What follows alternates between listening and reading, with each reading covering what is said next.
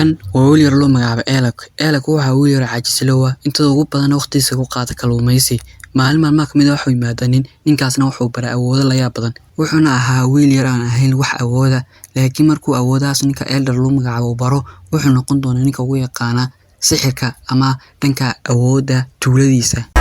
haddaba maanta waxaan jeclaystay inaan noo soo khulaasay anime-gaas oo ah 12 xalqo intiisa ugu muhiimsan oo soo qaadan doona inta aan faa'iidada lahayn oo niga tuuri doona qisada anime-ga oo fahantiin iminkana inoo bilaaba anime-geena intaan anime-ga bilaabay fadlan ka codsanaa muuqaalka like saatid kanaalkana 3-geena geysid iminkana inoo bilaaba anime-geena oo faahfaahsan wiilkeen waxa loo magacaabo Elak waa wiil yar miskiin ah inta ugu badan waqtigiisa ku qaata wabiga xagaas oo iskaga kalluumaysta maalmaha kamid soo wabiga iskaga kalluumaysanaya ayaa waxa uu yimaadeen ninkaasna wuxuu ku yiraahdaa kawan hadan ku tababaro mas'uulku wuxuu ku yiraahdaa anigu ma jecel tababar mana rabo inaan noqdo saaxir markaasuu ku yiri waad jeclaan doontaa eskeerday balkaalayo markaasuu wiilku soo sarkaca ma dhayn xoogaa yar baro kadib wuxuu la yaabay ninka saaxirka ee loo magacaabayay wiilka yar awoodiisa degdeg ah iyo soo korkaar u baran karo sixirka wiciyaadu bilaa asxaabe أن السحر كان كذا ما كيو أو نايل سباب يقف يعني ووالني وحياة كمان يعني وحيرو خرافات وين بس كفهم يسينوه سحر كيو وين ما هدوية هيدا ما وسوق على دين الإسلام موجودين يعني هو واحد سحر وكلامه أديك سنين وحنا السحر ما هو أبدا لكن هو أوضاع إنك تدري لين السحر سكرنا مركز أول كألك وحكور هذا kolkii uu bartay sixirkan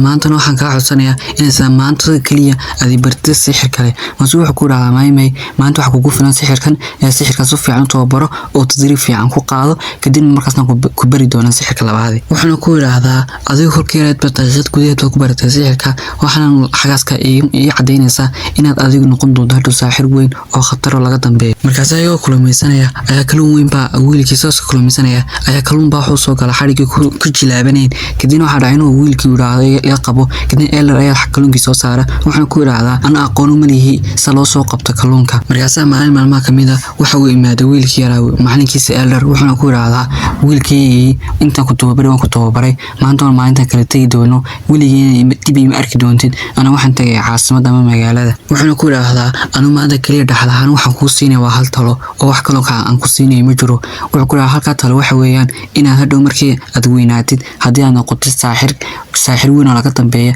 inaan isku noqon mid dadka xukuumo sixirkiisa ku xukumo yani maxkamadaha saaxiriinta jooga inaan noqon taas uu kaaga digaya markaas waxa ka soo wareegaysa sanado waxa dhaw wiilkii Elak inuu ku biiro akadeemiyada ama iskuul ugu barto sixirka waxay muhiimadiisu ahay inuu la kulmo wiilkii odayga Elder ee tababaray markaas isagoo meel iska jooga ayaa waxa uu ogaaday inuu ninkan Elder loo magacaabo uu ka shaqeyn jiray boqortooyadan oo ahaa saaxir maxkamadeed oo dadka ay xukumi jiray oo wuxuu uga digayay ayuu yani maantana uu ahaaba ninkan markii hore markaas wiilka Elak wuxuu go'aansaday inuu noqdo isagoo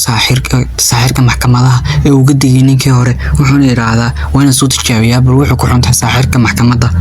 waxa kale oo doonayna waxay ahayd in cadaalad darro ay ka jirtay maxkamadda ama magaalada ugu dambeeyna waa la aqbalay oo waxa lagu yiraahdaa hadii wax noqonaysa saaxir xakameed oo dadka waa xukumaysa adoo adeegsanaya sixirkaaga markaas maalmaha kamid ah waxa loo kala gar qaadayay amiirka wiilka uu dhalay iyo wiilka la miskiina waxana ku guuleystay gartaas oo gartaana waxa garsoora ah wiilka Elak ma waxana garta ku guuleystay wiilkii miskiinka ma ninkii amiirka uu dhalay ayaa wuxuu ku yiraahdaa waxa tay qof toqona ninkan amiirku dhalay waxa loo magacaabo Regulus waxaan ku yiraahdaa waxa tay qof toqona kaliya wuxuu eegaan dadka masaakiimaha ma taqaan wax cadaalad waxaana dhacay laba qof oo kale ay ku raacaan hadalka xun uu ku yiri labada qofna hadhow nagu soo laaban doona anime-geena waxaan loo magacaabaa Len iyo Lex markaas wiilku wuxuu yimaadaa dhankii maktabadda wuxuuna bilaabay inuu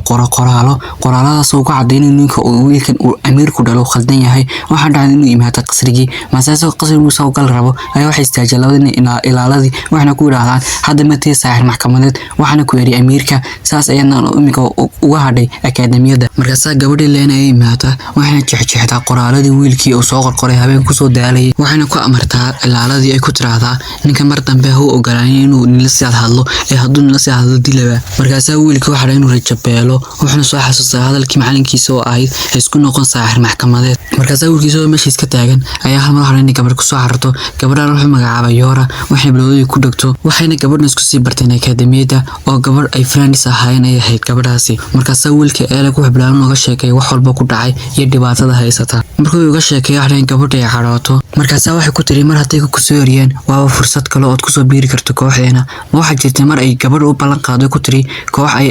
ay gabadhan yoora u taliso ayaa jirta kooxdaas waxay ku tiri oo lagu barto sixirka kooxdaas hada hogaamiye noqonaysa oo anaga nagu soo biiraysa maalintan ku ballan qaaday maanta ayana ballantii ku dhabaynaya markaas wiilka eelaga uu aqbalay dalabkeeda inkastoo ka shakinayo ay ku tiri saaxir kale adag la mid ah ma jiro kooxdeena markaas wiilkii eelaga gabadh yoora waxay ka tagaan wadankii joogeen waxayna tagaan dhul kale waxaan arinka ogaada wiilka boqorku dhalay iyo kooxdiisa kumayna oran xageed tagaysaa xageed ku socotaan waxaasna wuu weydiinay iska daayay wiilkiina iska baxay markaas wiilkii gabadha ugu dambeeyay waxay tageen magaalada Fiisel loo magacaabo magaalada Fiisel dadka sharafta leh oo wanaagsan iyo dadka kale aan dibaajirta ah ee aan xunxun ma kala socdo kaliya dadku way u siman yihiin dad kibir baday dad qof miskiin ah iyo qof kibir badan oo u siman yihiin labadooda oo aan dad cunsuriyeen ma asii magaalada hor ku noolaan jiray markaas waxa imaadaan meeshii kooxda looga biirayay gabadhii reception-ka ahayd dadku diiwaangelinayay u imaadaan gabadhaasina waxay ku tiraahdaa waxaan iiga baahan yahay in qofku hadduu rabo inuu ku soo biiro kooxeena ugu yaraan waa in 2 sano jooga magaaladan oo la arkay awoodiisa dhabta ah markaas gabadhii yar markay hadalka maqasho waxa dhahay inay xanaaqdo waxayna ku tiraahdaa in markay intaas ka taginay markay keentay yimaadaan ayaa waxay la kulmaan xasharaadkaas ayna soo weerara markaas gabadhii yar waxay isticmaashaa sixirkeeda waxayna u dhiibtaa wiilkii elag inuu isna sixirkiisa ama awoodiisa korodho waxaana xasharaadkii la dagaalamaan markaas wiilkii waxa in xoogaa xabsoodo ugu dambeyn wuxuu soo xasuustaa hadalkii macalinkiisa waxa in awoodiisu sii kordhiyo oo waxa in la dagaalamo bahladii markaas gabadhiinu soo garab istaagtaa waxa dhahay sixirkeeda ay ku darto wiilkii gabadhiinu waxay bilaabeen caawiyaan oo labadooda sixir isku daraan ugu dambeyn waxay ka adkaadaan xasharaadkii markaas waxa soo baxay maskaas weyna markaas wiilku wuxuu isticmaalaa awoodda sixirka wuxuu ku soo weeraraa dragon dab ka samaysan markaas gabadhu waxay soo xasuustaa markii wiilkan ay akademiyada isku jireen oo diniinka ama dragonka afarta madax lagu adkaaday halkaas oo uu ku qaaday rikoodhkii ugu weynaa ee laga adkaado dragon iskuulkooda markaas subax markii la gaaro wiilka eelagna wuxuu ku biiray akademiyadii ay ku jirtay gabadhan yoora waxaan loo sheegay natiijada imtixaankooda waxaan dhahay in wiilka eelag ugu sareeyay natiijada imtixaanka kooxdoodana isaga ugu sareeyay kooxdaasna waxay ku yiraahdaan mustaqbalkaada noqon doono qofka haliyeyga ah ee daraagoonada soo weerara magaalada ka badbaadin doona markaas wiilku wuxuu ku yiraahdaa anigu waxaan rabaa inaan noqdo saaxir maxkamadeed markii hadalka ku yiri waxa dhacay dadkii ay isku kooxda ahaayeen ka naxan hadalkiisa waxayna ku yiraahdaan sababta ugu imatay magaaladaadii waxay ahayd inaan noqoto saaxir maxkamadeed ee maxaa kugu kalifay iminka dambar in la ku laabatay laakiin ugu dambeyn hadalkiisa ay ku qanacaan oo inay iska daayeen markaas wiilku wuxuu balan qaadaa ku yiraahdaa kooxdana way dhisnaan doontaa maalmaha kamid ah aanay dhicin doona oo kooxaha kale niga adkaan doona marka intaas dhacdo ayaa waxa wiilkii gabadhiina imaadaan park waxaan leeyahay ka xabaan khamri markaas khamri markii xabaan gabadhu waxa leeyahay iyadu sarxaanto oo iska seexato markaas wiilkii soo meesha iska jooga ayaa waxa imaadaan inuu magacaabo Levi waxaan wiilkii eelaga inuu ku jees wuxuuna ku yiraahdaa aniga ma dii bixi mas'uulku ogolaado wuxuu waa caadi wuxuu ku yiraahdaa hal shart baa laga ugu xidhaya waan isticmaashaa sixirkaaga dhabta ama awoodada dhabta markaas wiilkii eelaga iyo ninkii Levi waxay imaadaan meel banaana markaas wiilkii eelaga waxa inuu soo weeraro ninkii oo sixirkiisa isticmaalo laakiin ninkii Levi ayaa ka leexda oo u jaar ama u gambiya markaas markuu gambiyo ayaa waxa inuu soo xararo wiilkii eelaga ugu jeegal xabad feer laakiin wiilkii eelaga waxa inuu iskaga dhigay gaashaankiisii laakiin gaashaankiisii uu ka kala jabaa feerka dartiin waxa wiilkii ka soo go'gidaar markaas wiilku wuxuu yiraahdaa maana hal darbeyga igu jiidaysaa saw awood badan iminkan hadda iska tay qabo waxa inuu isticmaalo sixirkiisa awoodda badnaa waxaan inuu bedelo seeftir ama qorigeera oo haystay sixir waxaan inuu ku soo dabeel sadabka u samaysan waxaan inuu wiilkii Levi ku dhaco ugu dambeyn waxa dhacay wiilkii Levi laga adkaado inkastoo wiilka eelaga la rafto markaas wuxuu ku yiraahdaa iminka waad ka adkaatay laakiin leeysa baxad waxaan inuu soo saarto 2 gacmood oo bir ka samaysan oo ka soo qaaday dragonkii hore waxaan inuu wiilku ku yiraahdo hay iminka Nobel ciyaarta dhabta iminka bilaanaysa waxa dhacay wiilkii eelaga inuu suxnu garaaco wiilkii eelaga dhulka wala dhaco waxaan in dhaawacadii u geysay wiilkii eelaga inay caado soo laabtaan oo birahaas ama awoodaas xuran markaas ninkii Levi wuxuu isticmaalay awoodiisa oo wiilkii uma naxariisto oo suxna ayuu garaac laakiin wiilkii eelaga waxa inuu isdhiibo dhulka iska dhaco markaas gabadhii yore soo cararta waxa dhacay inay daweyso markaas waxa soo muuqday in loo magacaabo Rain wuxuuna ku yiraahdaa ad waxa tahay naxas wuxuu ku yiraahdaa ad waxa tahay naxas sababtoo waxaad isticmaashay awooddaada oo dhan xaga wiilkan kale uu isticmaal awooddeeda kala badhkeed uuna kaga guuleystay awooddaada S-rank ahayd ayaad u wada isticmaashay oo saasay miskiinka uga adkaatay marka hore kamaad adkaan lahayn mas wuxuu ku dhahdaa maya ku dhahdaa awoodda dhabta uu isticmaalay laakiin kani waxa tijaabeynay xadka wiilkan inuu ku istaagi karo meeshiisa yani xadka awoodiisa gaarayso ayaan ku tijaabinay meesha uu gaari karto wiil markaas ninkii Rain wuxuu ogaadaa in wiilkan Alec uu ahaa nin maxkamad ka shaqeyn jira saaxir ah markii dambe oo dadka masaakiinta u dhiciyay ayada ninkii amiirka uu dhalay waxay bilaabeen ku qasbaan ku yiraahdaan noqo qof cadaalad darra wiilkaasna wuxuu yiri hadii yani aad ku noolaanaysa magaalada si nabad ah maxaad ku kalifaya oo iska noqo cadaalad darra yani qof hogaamiya oo cadaalad darra waxana wiilkaas inuu noqdo cadaalad darro oo xukuumadda xumeed dadka dulminaysay uu soo u jeesto ninkooda u caawiyo waxa kale oo ogaaday in wiilkan Alec uu ahaa wiil istoobar jiray oo mar walba isoo sixirka isbari jiray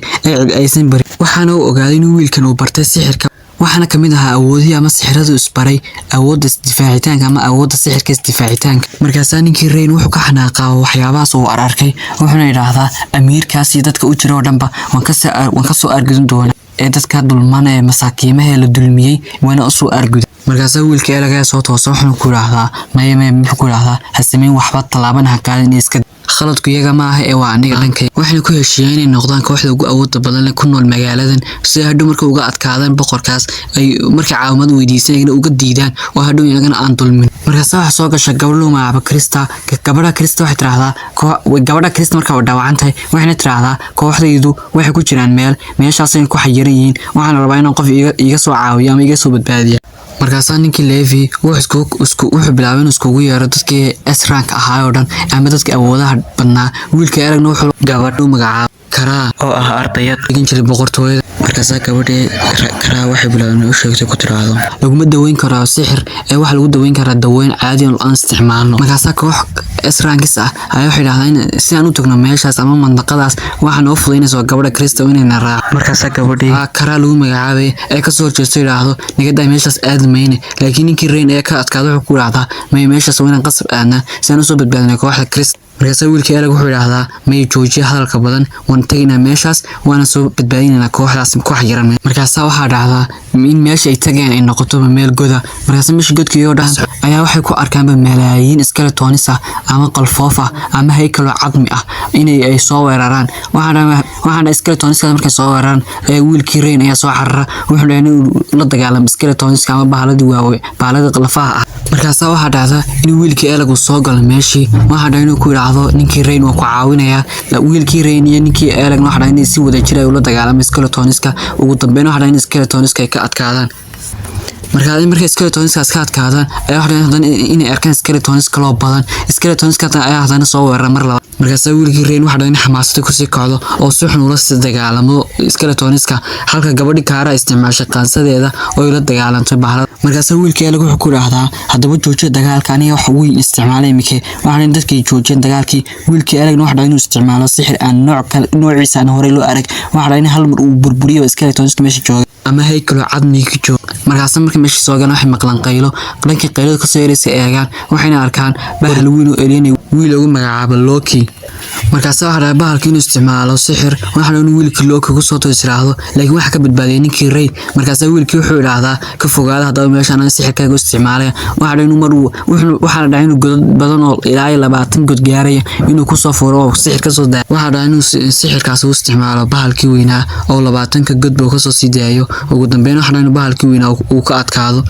laakiin bahalkii isma dhiibadana soo sarkaa mar labaad waxaan dhahay gabadhii Kara ay indhaha ka goyso bahalkii oo indhaha ka soo saarto gabadhii kale yoora isticmaashay silsilad ay ku qabataa ninkii kale Rain waxa dhahay inuu madax ka kala gooyo halkaasina bahalka uga guuleystaan oo ku dilaan haddana waxa dhahay bahalkiis dhiib waayo mar labaad soo sarkaxo waxa dhahay wiilkii inuu yiraahdo waxaan kan ka barbaraynaa waxa dhahay haddana har ma isticmaalo sixirkiisii waxa dhahay inuu bahalka ugu dambeyn ka dhigo dambas oo sixir waan u isticmaalo oo ku googooyo halkaas bahalka marka bahalkaas laga adkaadana waxa dhahay inuu xagaas ku dhamaado anime intaas aan nagu soo qulaasay asxaabi anime-ga fadlan ka heshay anime-ga fadlan muuqaalka like saara subscribe saara maca salaama wa shuufakum anime jaaye